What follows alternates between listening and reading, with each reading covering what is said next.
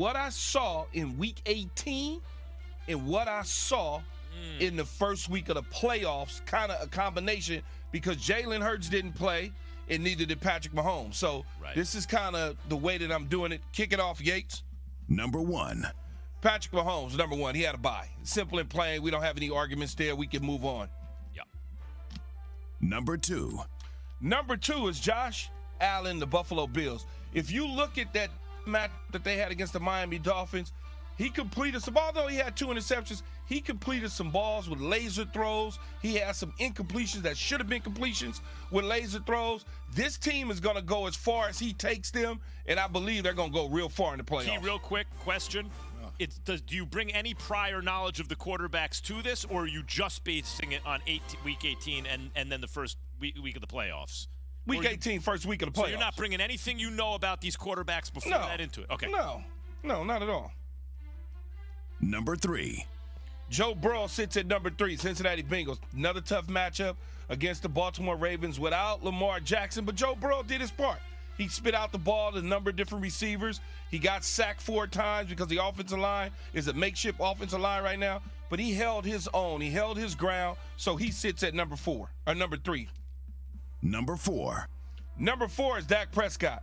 Based on what I saw at the end of the season and then into the playoffs, erase what I saw in Week 18 against the Washington Commanders. That playoff performance last night kicked him from the bottom all the way up to number 4. I mean, you cannot argue with the way that young man played last night. 4 touchdowns in the air, 1 on the ground, did not turn the football over at all. If he continues on this type of roll up in San Francisco, they'll be playing in the NFC Championship game.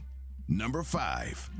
Jalen Hurts at number 5. Now, Jalen Hurts came off some injuries, was banged up at the end of the year, but he put his foot in the ground, and he won the games that he was supposed to win.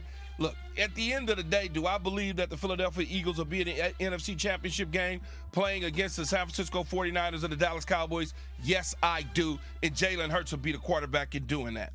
Number 6. Daniel Jones sits at number 6 for me. I watched him against the Minnesota Vikings, and look, you could argue he played probably the best game of his entire career. He was flawless, much like Dak Prescott in this situation.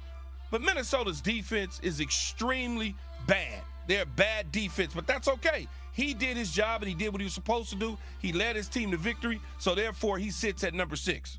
Number 7.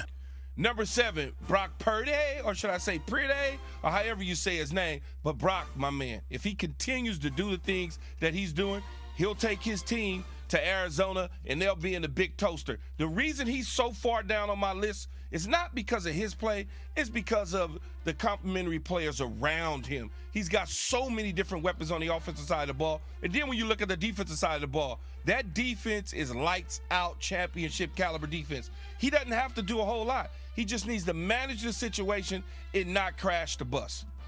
Number 8. In number 8, Trevor Lawrence of the Jacksonville Jaguars. If you look at Trevor Lawrence in his first appearance in a playoff game, played okay. I mean, they were down 27-0 to the Los Angeles Chargers. That offense came back and got them and even the score. So when you look at my rankings, Patrick Mahomes sits at 1, Josh Allen 2, Joe Burrow 3, Dak Prescott 4, Jalen Hurts 5, Daniel Jones 6, Brock Purdy or Purdy, depending on who wants to call it, 7, and Trevor Lawrence at 8. That's the list. Jay, it's not easy because except for Purdy, and even with Purdy, because Purdy just looks good playing, like these are all very good players, right? Mm-hmm. So it's not easy to put together the list, but I have several issues. Do you? I do. I can't have Joe Burrow 3. I have to have him 2. Ahead of Josh Allen. Yes. Based on the interceptions Josh Allen threw early. Yes. But Joe Burrow barely got by a Ravens team. I hear, but Joe Burrow's been hot. I mean, what, an 8-game win streak? And how they played? Who they played? This is my problem with the list, Key. Dak was very good. Dak is on a much more talented offensive team than Daniel Jones.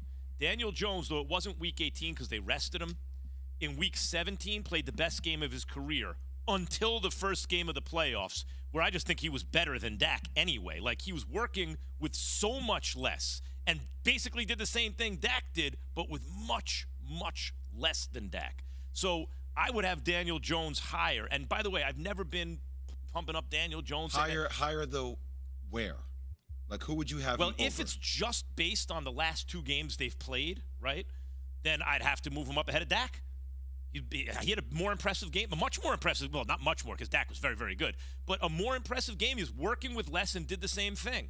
And then Trevor Lawrence, I know why you have him. Let me ask you this question. This is mind-boggling to me, and I think I brought this up yesterday. How is he working with less? Daniel Jones? Daniel Jones? God, yeah, how's he working with less? Dude? He was 35. What was he? 35 of 20-something, 24? I mean, 24, 35? 35. Yeah, 20. I know I screw it up all the time. He was 24, 35 or something like that. I don't have his stat line in front of me. I'll get it. But he was 24, 35. How is that working with less? 24, 35, 2 touchdowns. You're talking about how is that success. Working with less? Wait, Key. They caught the think about football. what you're doing. Rushed for 78 yards. You're now saying that because he had a really good game, that proves he wasn't working with less. That logic falls apart because now you can't say you used the same logic to say Brock Purdy has got so much around him, right? That's why he's doing well. I'm talking about the way that Kyle Shanahan operates that offense with all the pieces on the offensive side, plus Brock Purdy's defense. All they're asking Brock Purdy to do is don't crash the bus. They're not asking Daniel Jones don't crash the bus. Yeah, no. They're asking Daniel Jones to play football. What I'm saying is you can't use the completions to prove he has good receivers. In fact, Slayton I'm dropped so the pass tired he's been doing all year but that would I'm have ended the game. So tired of people saying that he's not working with anything. Well, he's working with professional receivers. Okay, but not compared to the other guys. Come on.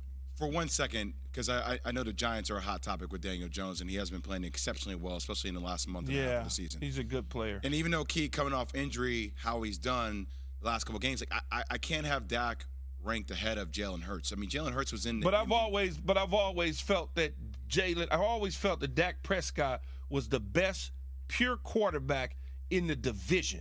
Yeah, but Jalen Hurts was in the MVP conversation. I understand he was in the MVP conversation. Okay, so here's what I would say. If Dak Prescott had played a full season, I believe he would have been in the MVP conversation. Yeah, but he didn't. I understand. He didn't play a full season. I understand. You know what I mean? So I understand. I think the sustained excellence of Jalen Hurts, I couldn't have Dak ranked. And also, because Dak had a good game last night, but the game before that, he had a not. damn good game last night. I agree. He did. It was damn good. By the way, Trevor Lawrence, Key, he played poorly early, but to me, when a young quarterback in his first playoff appearance is down that much, and a lot of it's his poor play, and then they come all the way back, and he nice and steady calls his own number, hits the touch, throws the touchdown pass, beautiful pass. You know, like at a certain point, who you putting him in front of, though? That's a good question. Who you putting him in front of? All good. I mean, it's a good question. Like, who are you putting Trevor Lawrence in front of when they losing 27-0? Matt in Florida. It took a miracle to come back. Matt in Florida. Who do you put Trevor Lawrence in front of? Most definitely will put him. I most definitely would put him in front of Joe Burrow. I mean, Joe Burrow went scoreless that last half, and he barely got away with the win there. If it wasn't for Huntley in that fumble, that's the Baltimore Ravens. He's not even on this list. Maybe. Trevor I don't know. Lawrence There was 11 minutes left in the game. There was 11 and a half minutes left in the game. I mean, that's where I get a little bit confused. Are we doing this based upon, like, their last game or two, or are we doing it like their body of work coming into the games? Here, I'll say it one more time for you, Jay. Man, I'm not gonna lie. Let me say it one more time. One more for the people in the back. That's me. Based on Week 18. Just Week 18. For the guys in the buys, we didn't see Mahomes play. Yep. We didn't see Jalen Hurts play. Yep. So the last time we saw them was in Week 18. Okay. I can't all of a sudden ignore the guys that played in the playoffs over the past weekend. Okay. I can't ignore them. So, all right, if we're doing Week 18 and the bye and the first weekend of the playoffs, then I'm because Trevor Lawrence has to be high. He has to be higher. Well, he didn't have a very good Week 18. He didn't have a very good Week 18 or his playoff game. No, I think, Key, that's where I disagree. He showed more important stuff to me in that playoff game than just like a guy who didn't throw those picks early. Like, when you come all the way back like that, you showed me something. Man, he was losing 27-0. Brandon Staley and his staff screwed that up. Yeah, but he's still... Mike Tannenbaum said, when the Cowboys play their A game, like they did last night, they're the best team in the NFL, period. Is he right, KJM? Prescott protected, end zone, caught, touchdown. Good protection, and the pass wide open, touchdown Lamb. 4 touchdown passes by Dak Prescott, ties a Cowboy playoff record. We love